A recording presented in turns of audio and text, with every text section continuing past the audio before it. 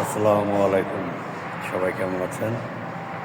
Hopefully সবাই ভালো আছেন দেশে এবং প্রবাসে। একটা নিউজ দেখলাম, সেটা হচ্ছে টাঙ্গাইলে একজন চীনের নাগরিক একজন স্কুল ছাত্রীকে ফেসবুকে প্রেম করতো, বিয়ে করতে এসেছে বা বিয়ে করেছে, এরকম একটা নিউজ দেখলাম। এখন আমাদের দেশের নারীবাদী মহিলারা কই? নারী সংগ্রামী মহিলারা, তারপর হচ্ছে ওই লালটিপালা মহিলারা কোথায় গেল? বা সরকারি বা চুপ কেন? একটা স্কুল ছাত্রীর বয়স কেমন হতে পারে? সে তো অবশ্যই অপ্রাপ্তবয়স্ক নাবালিকা।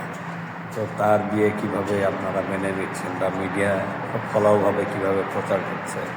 ৭১ টিভি কিংবা হচ্ছে আপনার ওই প্রথম সারির টিভি নিউজগুলো, মিডিয়াগুলো এদের নিউজ ফলাওভাবে প্রচার করছে। আমি বুঝি না আসলে বাংলাদেশের মানুষ মানে তাদের জ্ঞান বুদ্ধি আত্মসম্মান বোধ কোথায় গিয়ে পৌঁছেছে, আসলে ভাবার বিষয়।